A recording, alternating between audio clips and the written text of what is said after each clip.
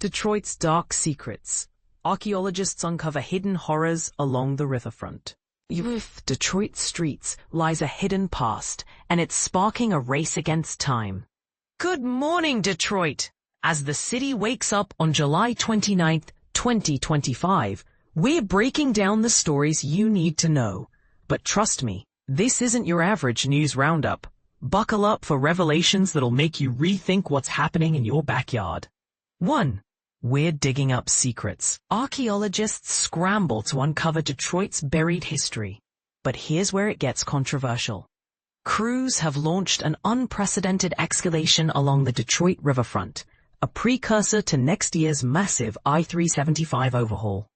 This federally funded dig isn't just moving dirt. They're plunging 20 feet deep in a month-long hunt for historical artifacts. Think remnants of Detroit's 19th century shipping industry, or even indigenous settlements. While officials promise no traffic disruptions, critics whisper, what if they find something that derails the $300 million highway project entirely? Could this become a showdown between progress and preservation? Dive deeper into the mystery.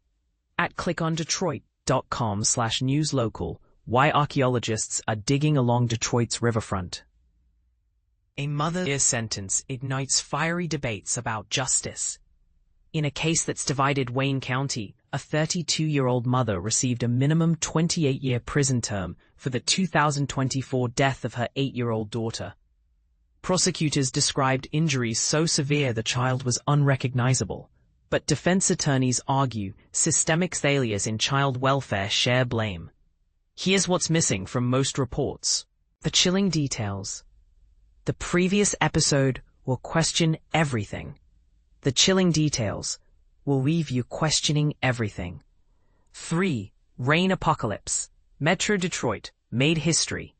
Detroit Metro Airport recorded 2.4 inches of rain, smashing the 2011 record. But here's the kicker. Some neighborhoods saw over 3 inches in 6 hours. That's like draining 180 bathtubs onto every acre.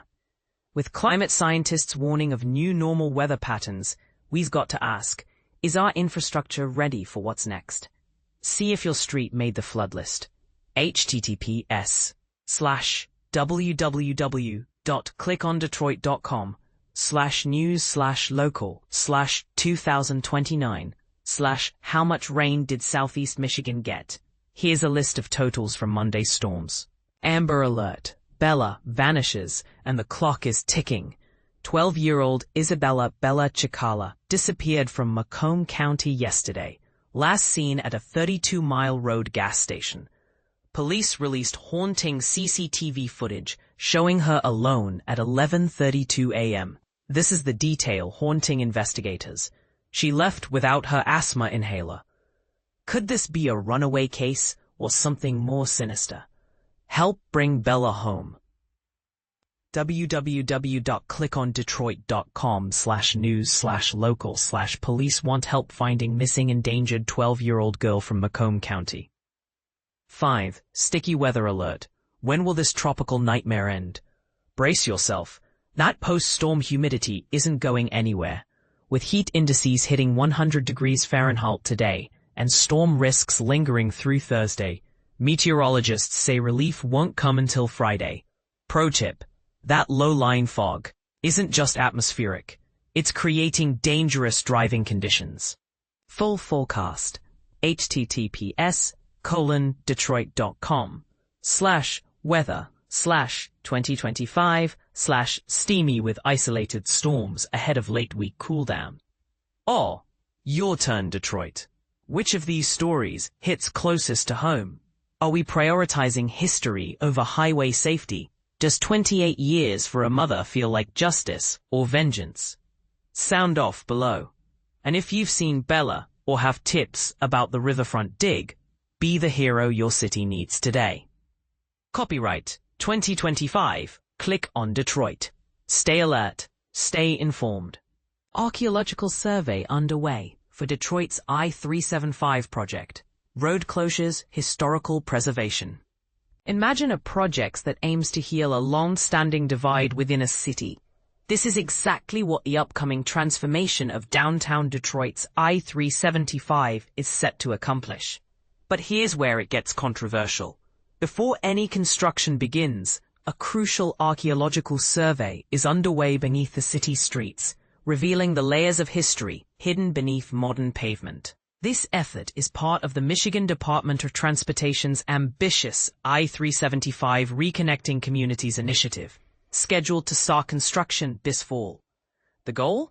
To convert the current freeway into a vibrant boulevard that will help restore neighborhoods that were split apart decades ago, fostering a stronger sense of community and connectivity. According to MDOT, the survey involves carefully removing sections of existing pavement and excavating up to 20 feet underground. The purpose is to identify any archaeological features, such as historical artifacts or remnants of the city's past, that might be uncovered during the project. This step is essential because federal and state laws mandate the preservation and documentation of any cultural resources found during construction. In other words, the project isn't just about roads and infrastructure. It's about respecting and safeguarding Detroit's rich history. The survey is expected to wrap up by late August. During this period, some disruptions will occur. For instance, Franklin Street will be closed to through traffic between St. Antoine and Rivard Streets, although local residents will still have access to parking on Franklin. Later in the year, in early November, the Detroit Riverwalk at Schweizer Place will also close temporarily. Pedestrians will be redirected to Atwater Street between Rivard and Beaubien, with this closure anticipated to last until early April 2026. This project isn't just about infrastructure. It's about reconnecting a community that was once divided, and it raises important questions about how cities balance progress with preservation. Do you believe that uncovering and preserving historical sites should take precedence over new development? Or should urban renewal always come first, regardless of what lies beneath? Share your thoughts. This is a conversation worth having. Uncovering Detroit's hidden past, archaeological dig along Riverfront. Uncovering the past, a bold step toward healing history in Detroit's Riverfront. Imagine a city rewriting its own story, not just through words, but by digging deep into the soil where memories still linger. That's exactly what's happening along Detroit's Riverfront today.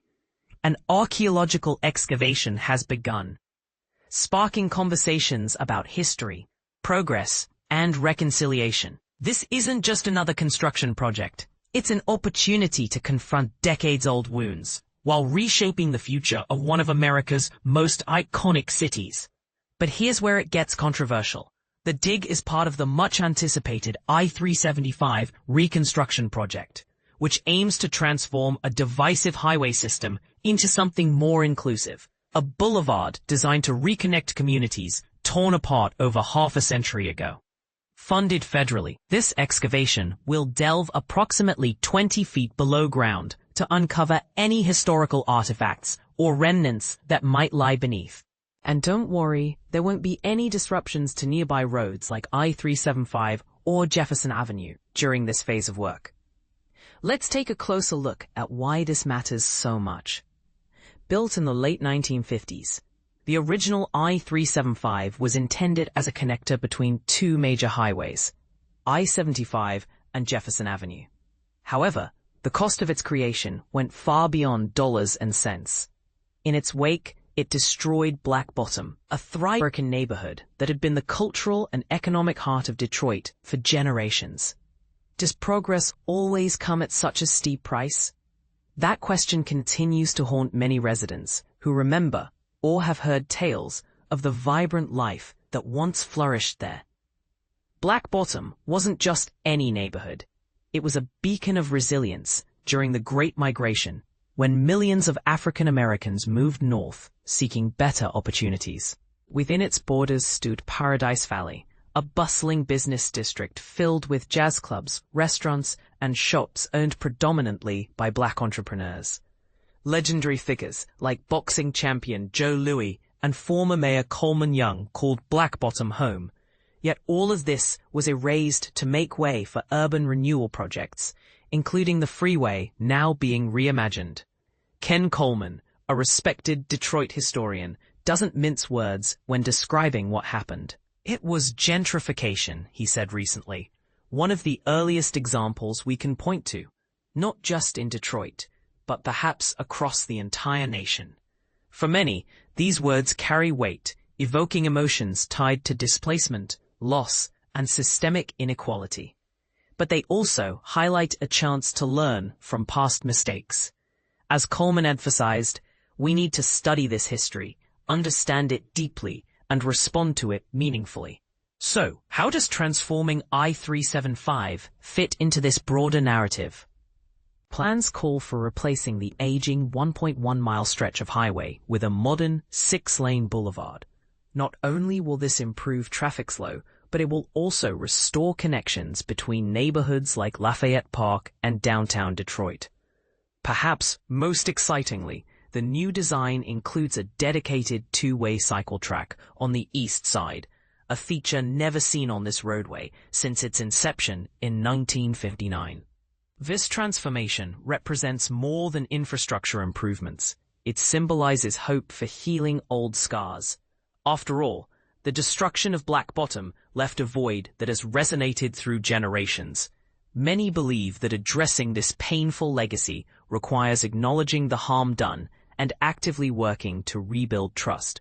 Could this project serve as a model for other cities grappling with similar histories, or will it fall short of expectations? These are questions worth exploring and debating as the project unfolds.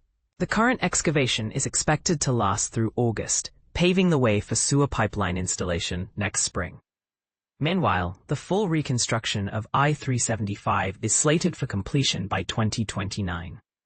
While timelines may seem lengthy, each step forward brings Detroit closer to a vision of unity and progress rooted in respect for the past. And this is the part most people miss. Projects like this aren't just about bricks, mortar, and asphalt. They're about people. They're about honoring those who came before us and ensuring their stories aren't forgotten. So, what do you think? Is it possible to balance development with justice? Should cities prioritize preserving history over modernization?